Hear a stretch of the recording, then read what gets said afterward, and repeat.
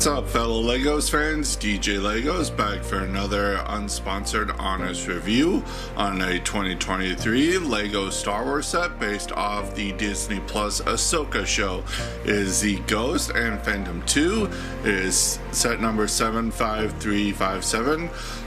It's recommended for building ages 10 and up. Comes with 1,394 pieces. And I paid its standard retail price of approximately 160 US dollars, where it is also a Amazon exclusive, but you can also get it from a Lego store or lego.com. This is our second version of the Ghost ship from Rebels, though it's approximately almost a decade since we got the previous model, and this one is substantially different, but I will not be comparing this model to the previous one. I always firmly believe that Lego sets should stand on their own. So we're just going to take a look at this set as it is. So without further ado, let's start deconstructing this set and see how it stacks up, starting as always with the minifigures. So first minifigure we're going to take a look at is Hera Syndulla in her Ahsoka outfit. Although this is just pretty much her standard outfit post Return of the Jedi in universe. Talking about the actual figure here, she does come with that standard small pistol that's staple of Star Wars. Talking about her headpiece, it's that same Twilight here piece that we've been getting for since 2012. It's just remolded and printed with the necessary details for Hera's outfit in the show. You do have some nice printing on her back tendrils here, really accurate to the show. The other part is printed in a dark brown color, because that's the interesting thing to note here is this is not dual molded. The brown is actually painted on, so you can kind of see a little bit of quality control issue right there. The brown top right there is not completely printed correctly. If I can get a good angle on that. So there, you can see it's not painted exactly correctly, so that is a little quality control to watch out for. On the top of that helmet there, she's got her goggles that make no sense in universe since she's always flying a spaceship, but we gotta complete the aviator look, I guess. Torso print is really nice. She's got a bomber jacket on in the show with her little rebel insignia with her rank there. It's all printed very nicely. Quality control on that is actually pretty nice as well. All the lighter colors are the proper colors they should be, which is great. You also have printing continued onto the legs with all the necessary details of her belt and her pockets with on her legs there. Really nicely done. The face is also nicely done. It does resemble Mary Winstead there. Really nice, really accurate to her, gets the cheekbones across, I do appreciate the fact that they actually make the eyes a different color than the standard Lego black. That actually reflects the character pretty well and is consistent with the previous version of the character. Turning her around and taking that hairpiece off, you can see she's got some nice back torso details. Again, it's just replicating the costume we already seen, but it is done really nicely, and she does also come with an aggressive facial expression, which is that is what it looks like highlighted by that headpiece. Talking about her son Jason Syndulla, Printing wise, it's all very good. The face print, really nicely done. It is utilizing that newer warm tan flesh color. Really reflects the ethnicity of the actor pretty well. Torso print is also really nice. Really accurate to the show. I kind of wish he would have had arm printing just to cover, get that detail of him wearing his father's little bit of shoulder armor there. That would have been nice to see. And looking at the back, torso printing also done really well. And he also does come with an alternate expression with even more happy kid face. But it's time to talk about the elephant in the room with this figure. He has the hairpiece is a nice choice. It does reflect his hairstyle in the show. However, his hair is dark green in the show and in universe, but we get dark brown hair here. I can only guess that Lego was sent reference material where he has dark brown hair. That would be the only explanation here. I'm guessing based off what he looks like in the show and what he looks like in the closing moments of the final Rebels episode. If you go back and watch that, Jason looks horrible. It's not good design, so I'm guessing when they were translating that to live action, they reworked the character a bit, the character's design, and I'm guessing they initially tried to go with dark brown hair to reflect his father, but they ended up going with dark green. And interesting to note there as well, his father, Kanan, his Lego figure also had inaccurate hair colors when that figure was first released. He had black hair, eyebrows, and a goatee just because of initial reference material, and Lego was not the only one that did that. Hasbro also did that as well, but they later corrected it within that first run Go sets, but I don't think that's going to get corrected here. I would hope it does if he makes any future appearances, but yeah. Next up, we get our droid from the Rebels series, Chopper, or as he's known as C-110P, but we just all love him as Chopper, so I'm going to refer to him as that. Pretty much identical build to what we got back when we got Rebels sets. It's just we got a brighter color scheme for this for whatever reason for live action. He does come with a standard short astromech droid legs that we got introduced with the character, that newer round 2x2 with the holes on the side, also introduced with that character. The actual stomach, I guess, of the droid is a bright white this time. It's not any shade of gray, which is interesting, but it is printed on the front there with all the necessary details of Chopper. Same with the head print. That is also really nicely done. Really nicely printed as well. If you're wondering what the 1x1 tile on top of his head is, that is trying to represent the radar dish that he has on the top of the actual character. I don't think it works all that well. Honestly, they should have left it off. Yeah, it just doesn't work for me here. It just looks weird.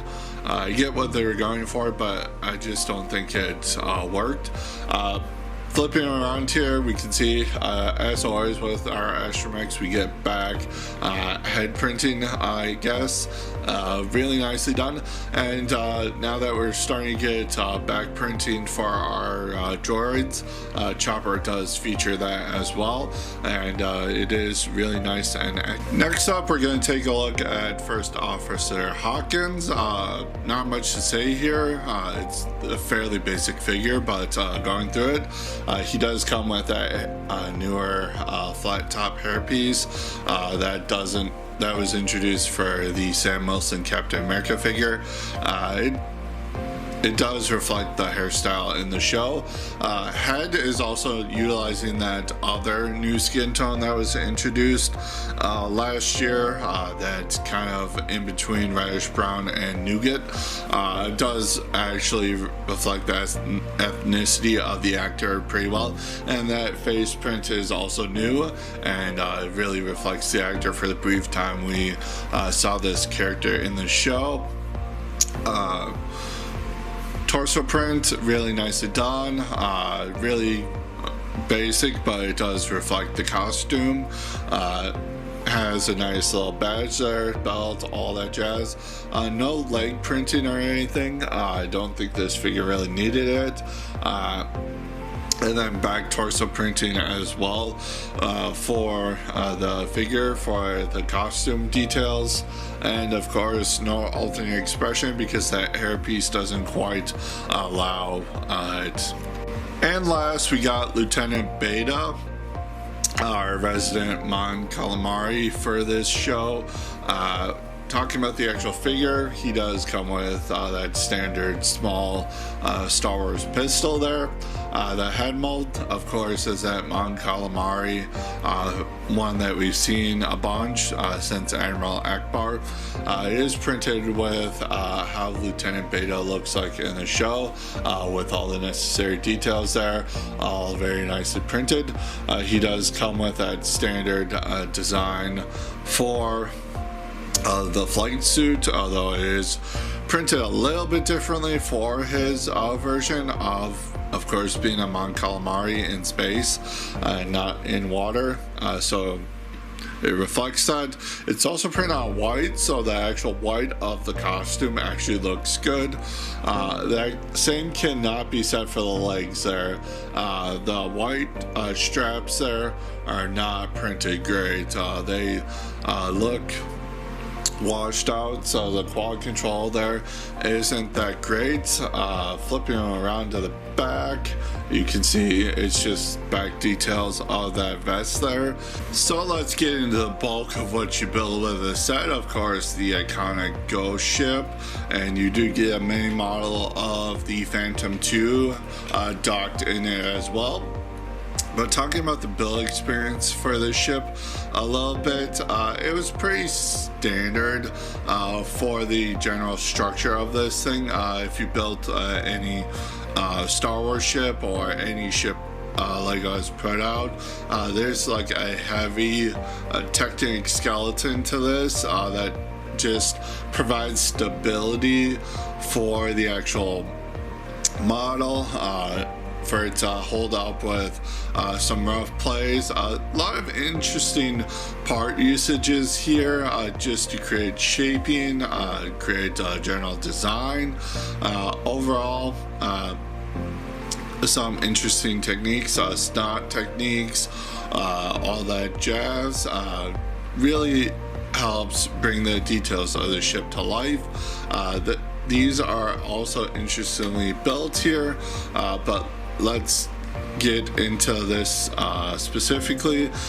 Anything that you see that has detail on it is a sticker, unfortunately, and this, while being a clear backed sticker sheet, the ones that are against colored stuff, like on the front of the ship here, where you have these bits being stickered, you can see the color match is not great on these. That is not great here. I really wish Lego would get better at that.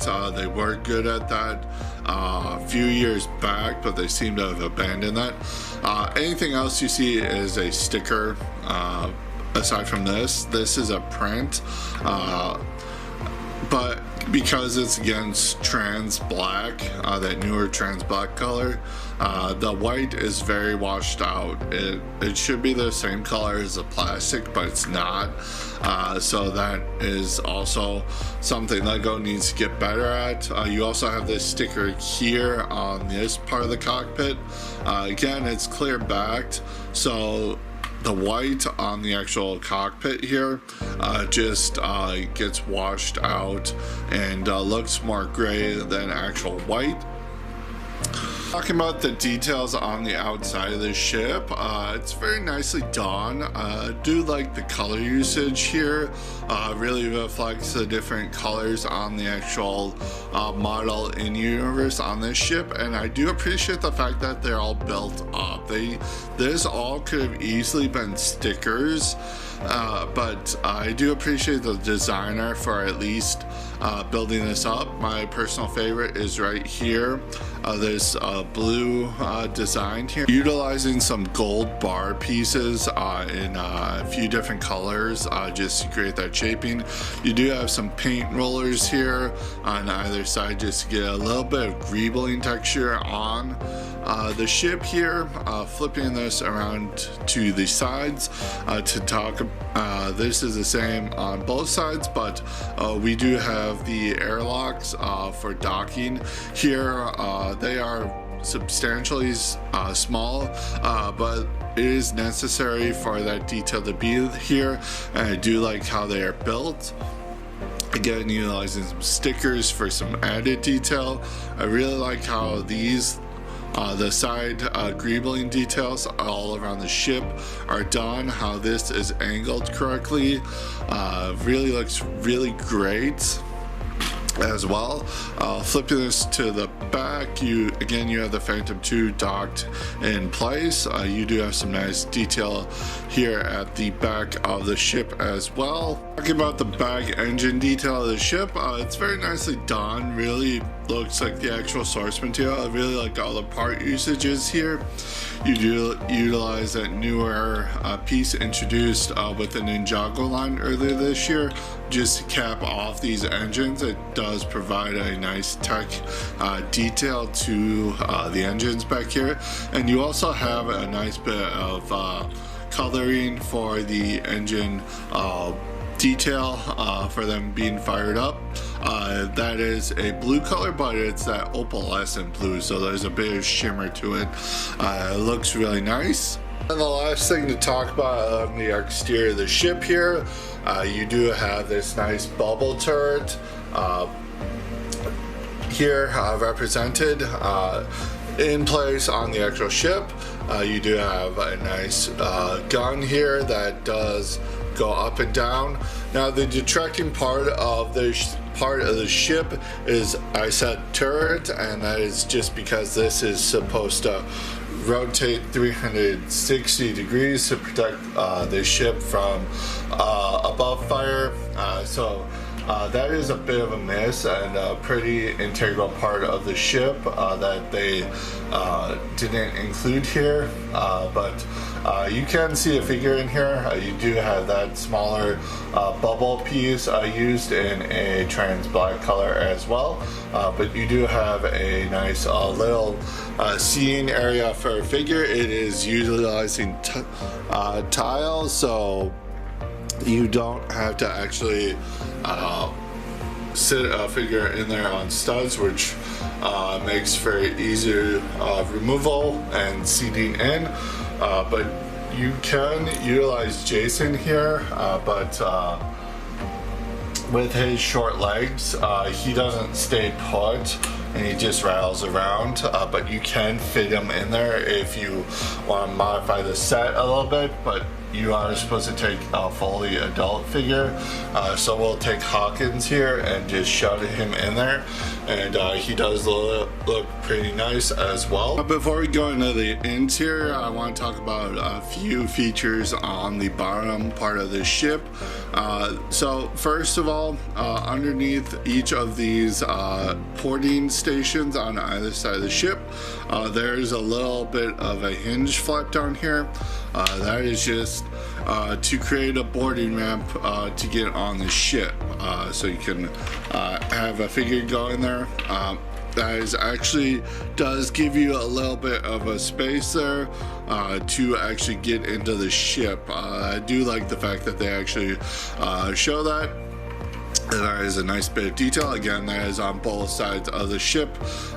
Flipping this to the underside here, we can see how, again, all that Technic construction here utilized to make the ship look super sturdy and all that jazz.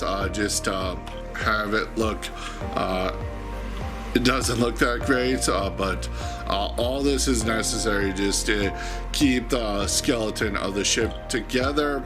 You do have 3 pillars here, pretty securely attached, and that is what the ship rests on. When you have it laying down, it's always going to rest on those, so it is taking a bit of inspiration from the Falcon as well.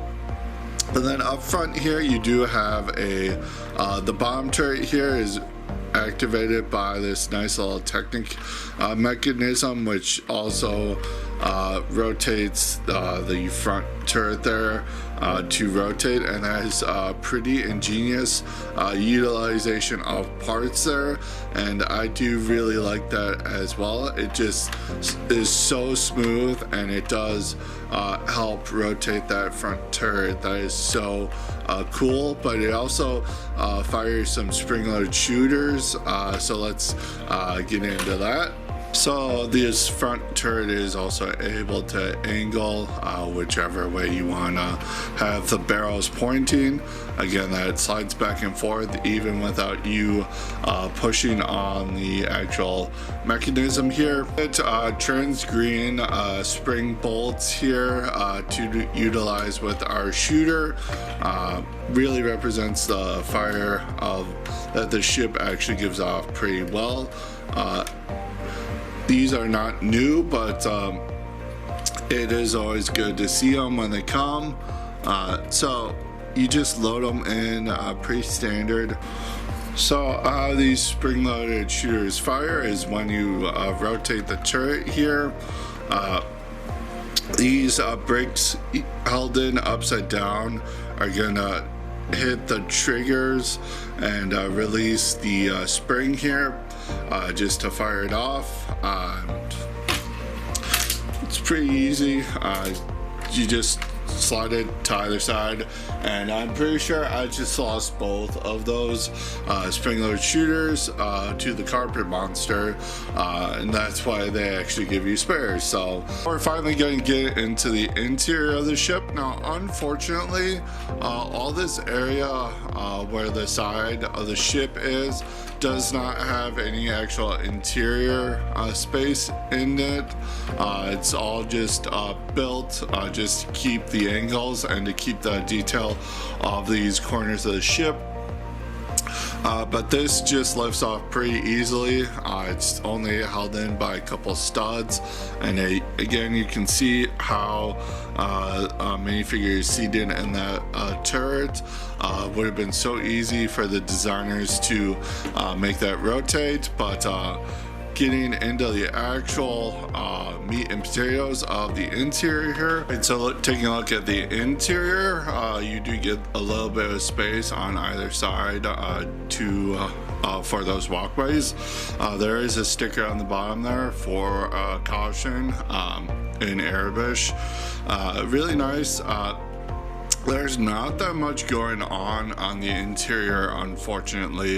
You have a bunch of space to pose minifigures and whatnot, but the downside to that is there's not that much to interact with all these things. On this part right here, there's a little bit of a standing area with a control panel that's pretty much a pretty standard print that we've been seeing since 2017 with the Rogue One sets. 2016, excuse me. And on the other side, again, not much, but you do get a sink here for use, and then you get this container here that actually has something inside of it, which is pretty nice. Opening it up, you get fruit. This is actually a reference to one of the episodes of Rebels. I think episode 4 of the first season. that is a pretty nice little reference to the hardcore fans. But yeah, again, apart from the sink and the container and the little control panel, there's not much to this interior, which is a shame. I really would have liked to have seen a little bit more for the interior, but you do get a lot of area to pose figures. And then up front you do have the canopy. Up front you do have the cockpits. You can actually fit minifigures in here, but to do it, this just slides forward and out. It's very nicely done. I really appreciate that. I appreciate them doing that. It does give you a little bit of space to actually get figures in here. So at the backmost cockpit, you do have a little bit of some steering represented here with control panels, so you can put Jason there, pretend he's steering the ship. And then the front cockpit has a couple of stickers on either side to represent some of the controls. The gunner also comes up with this part, and it's kind of when you fit it back in, you have to be really careful with that, just so that slots back in properly, so that play feature does work. But if you don't want to come in through this way, you can also hinge the cockpit forward for the bubble canopy. And taking a look at the actual control yoke for a figure, that's actually really nice part usage here. You have one of the Inquisitor lightsaber hilts here used for the control yoke for the shaping right there, and that is pretty nice. And you can fit a minifigure in here no problem. So you can actually get them to grab the control yoke, but that takes a little bit of finagling. But this does just snap back into place. Just pretty much slides into place there, and it clips in, holding it all secure, closing that back up. There we go. So at the back here you do have a nice little spot where the Phantom 2 goes. That is just held in place by a Technic beam and a stud, so that just sits in there, and you have to push it down a little bit and it'll lock into place and it won't move. But removing that to take an actual look at it. So taking a look at the Phantom 2, for its small size, they actually captured its shaping pretty well here. I really like how it was done. The front here is really nicely done as well. Everything you see is a sticker. Of course, you do have stickers on the side. They're washed out because of the putting them on a black piece there. Kind of washes out the coloring. Overall, the design is pretty nice. I really like the wings and all that. I really like the small newer piece used there to represent the guns on the ship. And getting a minifigure in here is pretty easy. You have this whole thing just swings forward to flip open. And the other cool part about this, there's no studs in here, so much like the turret, getting a minifigure in here is super easy. And we're just going to use the only other figure we haven't placed somewhere else on the Ghost, so we're going to use Lieutenant Beta here, and that just you have to lay a figure back in this thing, unfortunately, otherwise they don't fit. You kind of have to lay them back and to get them in there, and then when you close this back up, this actually locks their feet in place. There's a little control panel. Again, it's one of the older ones that we've seen for quite a while, but figure does fit in here pretty nicely. Okay, so we had to switch out Lieutenant Beta because that Mon Calamari headpiece doesn't fit in this. You have to use a standard minifigure head, but that just closes right back up and fits snugly. This cockpit also is only attached to 2 studs, so that'll fall off easily on you. And the only other real minifigure placement is Chopper. You have to decapitate him. This is true for all astromech droids that fit onto something, but right here you do have a nice little 3 stud space to put his head for storage here, so they can help with the ship. And then the only other play feature here, I really like the engine detail as well. It's pretty simple, but it does utilize some of those blue 1x1s. Getting this open, you do have a little bit of storage space for some extra accessories, and with it you do get an extra pair of the Star Wars binoculars, and then one of the Star Wars blasters here in a silver color. Not new in that color.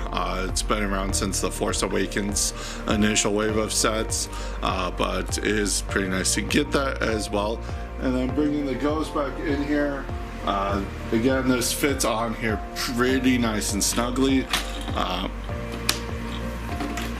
Just pops back into place, and it gets held in there. I wouldn't go cranking on that because it doesn't really stay there, but this brings me to the swooshability of the ship and something I want to talk about.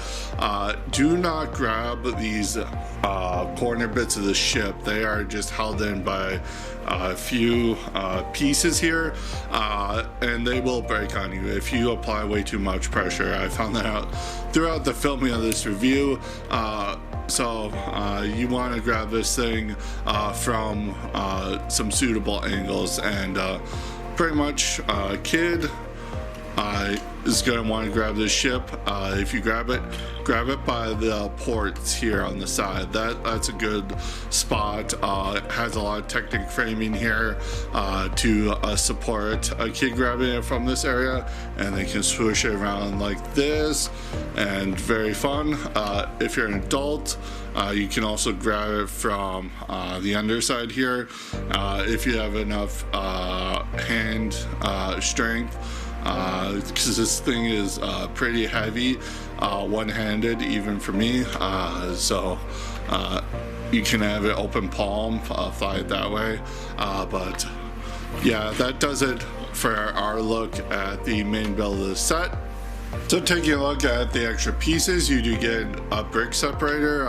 It's a bigger than $100 set, so those are always included. Plus this set has a lot of Technic building in it, so that's just there to help you. You do get a spare extra transgreen bolt for the shooter. And then talking about the extra pieces here, all of them are pretty standard here, just a bunch of 1x1s of various types. A few standouts, you do get an extra one of the sausage in gray that hasn't been in circulation for a while, so it's good to see that back. You do get an extra one of the Star Wars pistols, the small one. I guess that's now considered a small enough part to include extras within Star Wars sets, so that's good. But you don't get an extra one for the silver version that's included in the set. That's a little weird to me, but all in all, just standard. So talking about the instructions, you get one big thick booklet. Here, of course, on the front you get the new standard style with the over perfectionized render on the front of the cover. Really doesn't represent the set as you're going to get it. Opening up, you do have a little blurb about how the brick separators can be used, and then you have a breakdown of the build process. 13 bags in total. Again, pretty smooth sailing for this build. You do have Hera sporting the progress bar. And at back of the instructions, it does take 255 pages worth of building in total. To the back here, you do have a cross-sell for the entire fall release of the 3 Ahsoka based sets and the Coruscant gunship there, and then you just have the parts inventory and of course the product feedback thing with Clockwork Robot sporting it this time. About the box here, it's that standard $100 size plus size set. It's got that same standard aesthetic we've been seeing with Star Wars Lego merchandise for the past couple of years now, with the Star Wars logo up top, the little black corner of Greenbuild parts.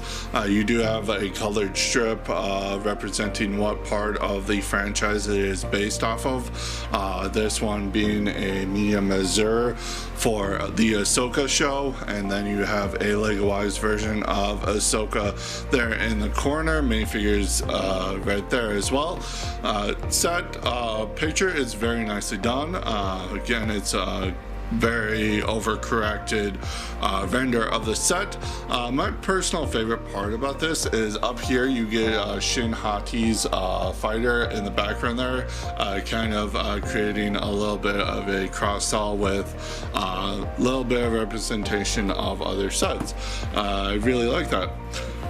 Top of the box, you do have Lieutenant Beta there, sporting the actual size reference, and then flipping this around to the back, you just get a showing of the set from different angles. Excuse the box being crushed a little bit, that's how I received it.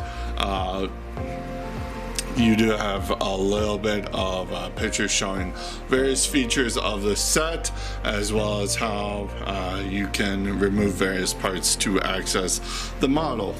So at the end of the day, my thoughts on this set, I do think that is a really well done model of the Ghost, especially considering LEGO's advancement of parts within the past decade. It certainly is a really good representation of a live action version of the ship. It's more fitted to that than is the animated one. It does have some build issues for me, mainly dealing with the actual model itself. I do not like the fact that the bubble turret up here cannot rotate. That is an integral part of the ship. I really think that feature should have been here. And my other big gripe is with the interior space. It's pretty spacious, I will not discount that, but I do would like to have seen a lot more details in their interior space for minifigures to role play for kids. Just generally minifigure stuff. Clips for weapons also would have been nice here as well. I do appreciate the little bit of storage at the back of the Phantom 2, but that is, to me, that's not enough. I don't think we could have easily put clips in here at various places to store the extra bolt, to store extra accessories and whatnot. Minifigures, no complaints here. I know Jason has probably gotten his fair share of critiques, but again, I chalk that up to the whatever reference material the designers were given clearly led to inaccuracies with that figure. All of them are very nice inclusions. I don't think we do get characters who had like a little bit of screen time in the episodes, but that's par for the course for Star Wars. We get random figs just to get them. That's always been with Star Wars. Quality, on the other hand, is a bit hit and miss here for me.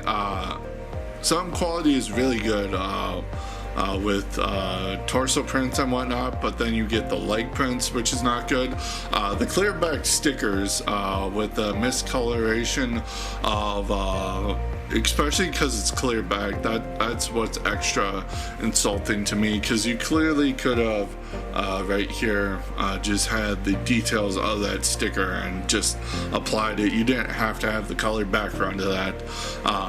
Again, up here, kind of washed out with the print, the white on the front, a little washed out. Again, it's just print quality control.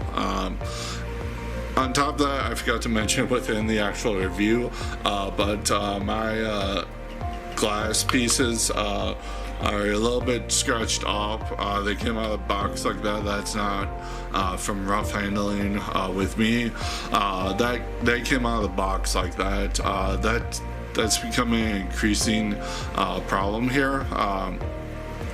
Ever since Lego switched over to that more environmentally friendly material that they make these from, so they just scratch more easily. So maybe Lego can figure out how to package those better so they don't get as scratched up.